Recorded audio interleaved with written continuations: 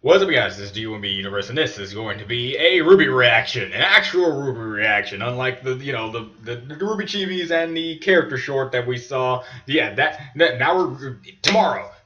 Yeah, hopefully, I'll upload this today. It's probably gonna be late though. I don't know when exactly this is gonna get uploaded, but I will upload it on the 22nd, so I can say this properly. Tomorrow's the big day. Tomorrow's the day that it finally gets here, and that's RWBY Volume 4. I've been waiting a long time. I've been preparing myself for this. I still don't remember names, so I'm still going to probably disappoint you guys when it actually comes out. But to quench your thirst of whatever it is that you like about me watching this series, whether it be my mispronunciations of the word beacon and bacon, we'll see. Now, I got through watching the recap that they put on Rooster Teeth, and now I saw that they also had the World of Revenant thing. I think I pronounced that wrong, but when do I not pronounce something wrong? Hold on, let me delete some of this stuff. Yeah, Remnant. Yeah, Remnant, and they got Vale, Mistral, Atlas, and Vacuo. Whatever that is. But we're gonna watch each and every one of them because I knew they were gonna upload at least one of the time. And since they're about 2-3 minutes long, some being 2, some being 3 minutes long, I felt no need to do one reaction to each and every one of them. So I thought, hey, I'm gonna wait until the last day until RWBY actually comes out, and then I'm gonna watch them, and that's what I'm doing right now. So we're gonna get started with the first one, and that being Vale. 3, 2, 1, now. Since this should go by very fast, we should just get the information that they're gonna give for these particular areas of Revenant, and I could just say what I think about them. School's definitely out. Oh, hey, Crow. Let's see if we can't all learn a little something. Welcome to the world of Remnant. Remnant. Not the best place to live, but depending on I'm sorry, I made a team Revenant, so I'm kind of getting that. You've got towns and villages that pop up as fast as they fall. No, wow, that sucks. Menagerie, but the sweet spots are Vale, Mistral, Atlas, and Vacuo. Okay. 4 kingdoms of the modern era. I like how they had a whole bunch of stuff there and then just all gone. Its own little way. Let's talk about Vale. Yeah, Vale. In the grand scheme of things, Vale's pretty well guarded. It rests on the northeastern end of the world's largest continent, Sanus. Like most successful kingdoms, Vale's survival over the years can mostly be attributed to prime real estate. Its front is protected by steep mountains, and its back is against waters too shallow for any real threat to pop out of. That's lucky for them. Not to say I haven't heard some crazy fish stories. Oh, giant kraken, please! The giant kraken grim. The kingdom's named after. Vale territory also extends to several neighboring cities farther along the northwest coastline. Like how they want to stay on the coast. Named Patch. Alright. Nice place to raise a family, if you're into that sort of thing. Yeah, families, Course, I mean... all attempts to extend the kingdom's reach past the mountains and farther into the mainland have been colossal failures.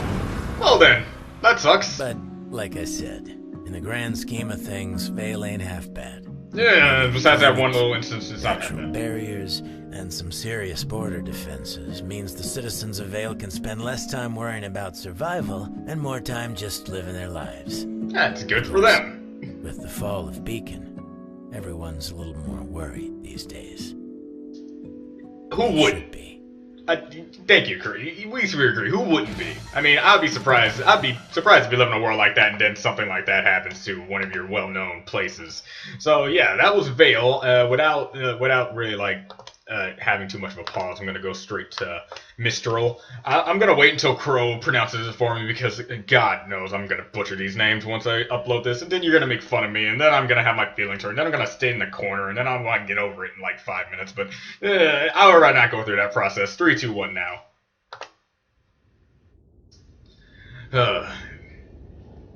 Names, when it comes to dyslexia, I can deal with that. I can deal with dyslexia, but the fact that I just cannot pronounce things, even if I do see it correctly, that's just a problem I need to try to get over.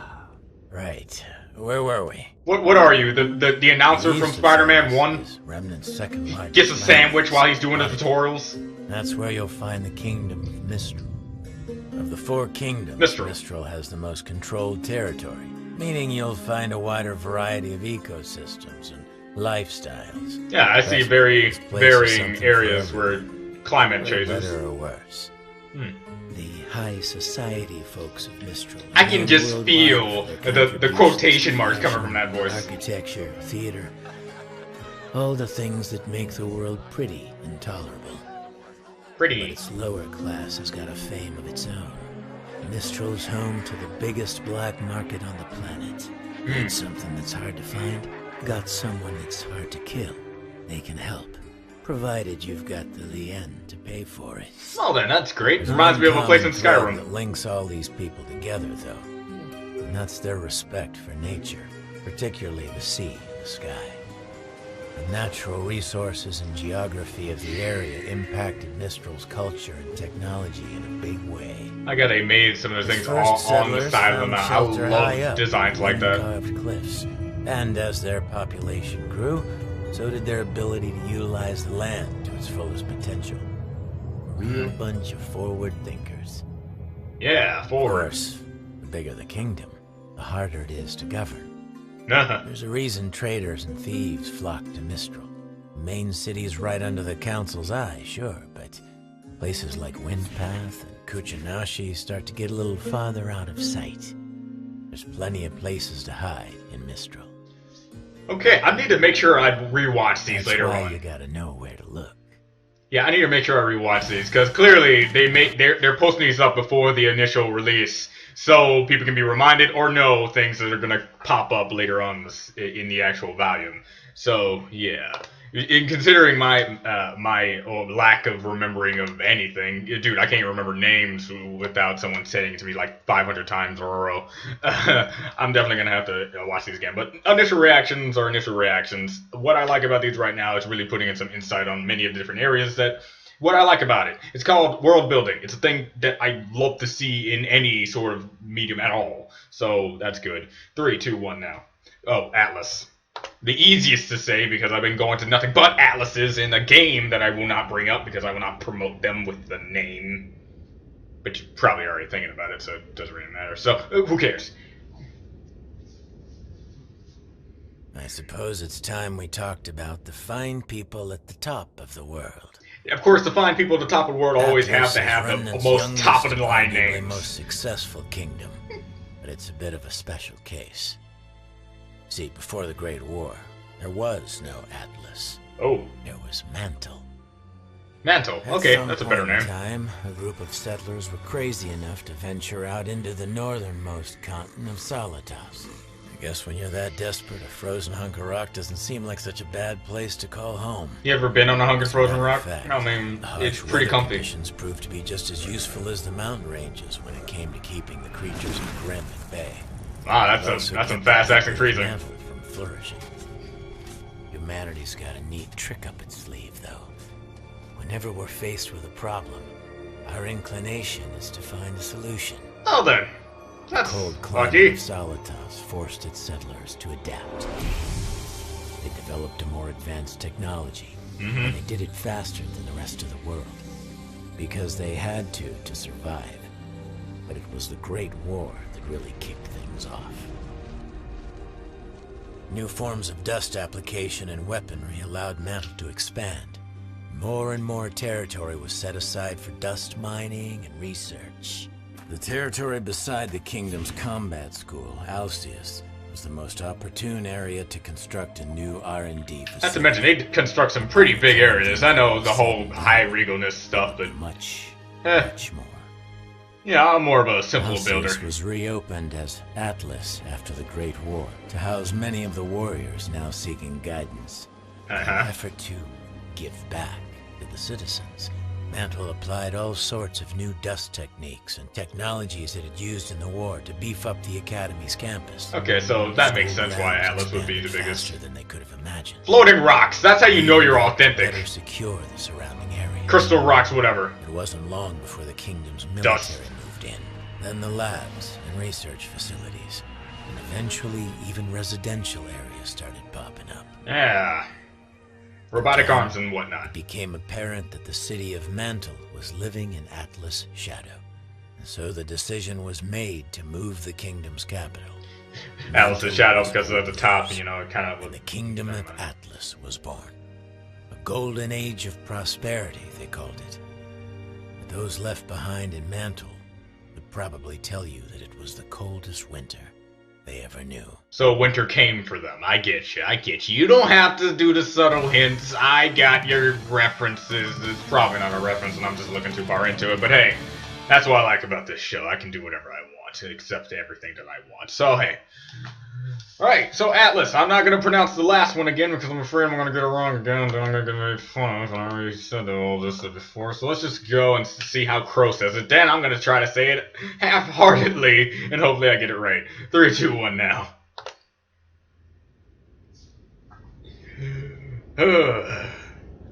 It's just like the nonchalant laid backness to his voice when he's explaining all this. He's serious, but yet it's like he's been saying this forever, and it makes sense. There's one kingdom that's had it harder than the people of Mantle. It's Vacuo. Vacuo. See, I've been destroying that name. Vacuo. It sounds like a vacuum. The western end of Sanus. Alright, that's how I can remember it. Wasteland. But long ago, before man went and ruined everything, it was a paradise. In the center of the vast desert was an oasis unlike anything you'd ever seen. Because you can't have a desert without an oasis. Natural resources, geographical defenses, and the world's largest recorded deposit of dust. Nomads that survived the journey across the scorching sands settled down in this little hidden gem, and over time the kingdom of Vacuo thrived. Unfortunately, comfort breeds weakness. Oh, so, okay. Remnant had to learn and adapt in order to survive. You had everything. Vacuo's ancient society kicked back and lived a life of complacency. And then something bad happened, and everything changed when the Fire Nation attacked. Kingdoms set their eyes on everything Vacuo had to offer. Oh my god, are you serious? Citizens couldn't do anything to stop them from taking it. Don't worry, we have swords and sticks. We can handle their guns and... Restricted mining and ecological disasters have changed Vacuo. The paradise that was once there is practically indistinguishable from the surrounding deserts. Jeez. Citizens live in makeshift homes, uprooting and traveling frequently in response to the fleeting resources and occasional attacks from the creatures of Grimm. After the Great War, a formal government was finally established. Oh, that's good. But by that point, the folks living in Vacuo didn't much care to uphold its laws. Oh, that's bad. Shade Academy, the only real source of order in the kingdom. But order isn't everything. Vacuo may not be as prim and proper as the other 3 kingdoms, but it's still standing. And the that's people something. There have a mutual respect for one another. See, there's really only one unspoken rule in Vacuo. There are no If rules. you can survive here, then you're welcome here. I like that. So there you have hey, it. this guy, Mistral, these bastards. and Vacuo.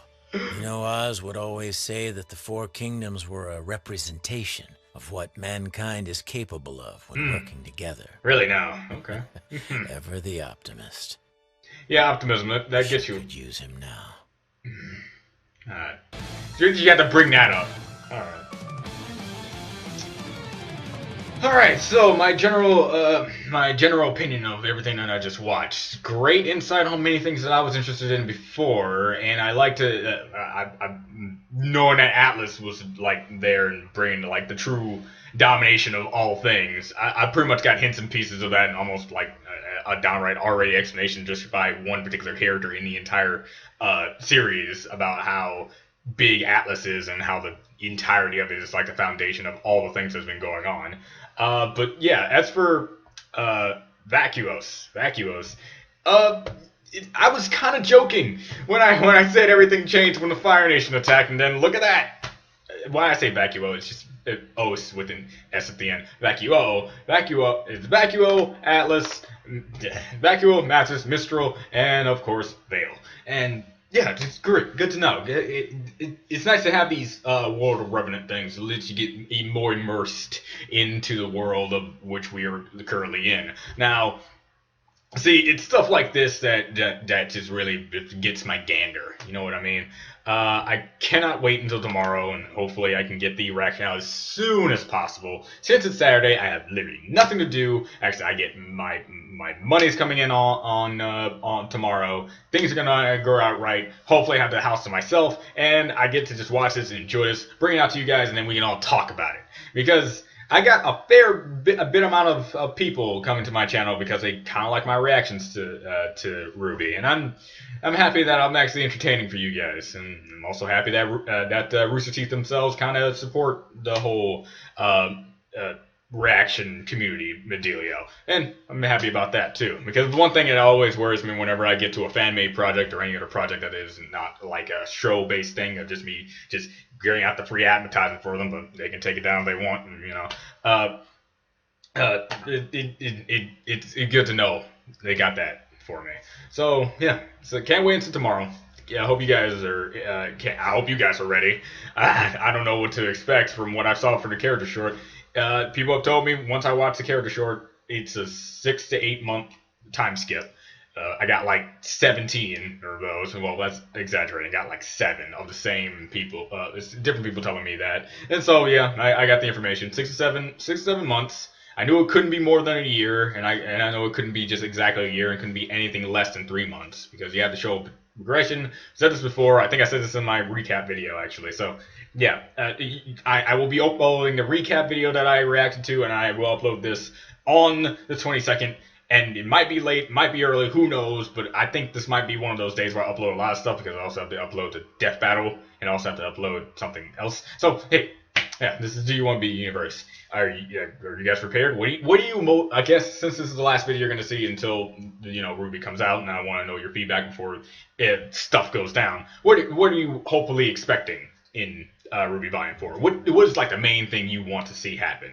And I already said this in, I think, in my reaction to the recap of Volume 1 through 3 that they posted on Rooster Teeth. And I want a particular character. I don't know if you can see these coming at the camera. I don't know what you. They're not nickels. They're not dimes. No, they're not quarters. It's another type of currency. You could say it's like the lowest form of currency you can probably get to when it comes to American standards. Do you understand? Do you understand what I want to see in this volume? If not, okay. Let's just say one of these will come out of the varying total of out of 10. I will give the entire series, which most of the time becomes a 10. So if I were you, I'd put that particular character in because, you know, 9s are fine, but they're not 10. So anyway, this is Do You Want to Be Universe. See you guys next time, and yeah, I'm ready.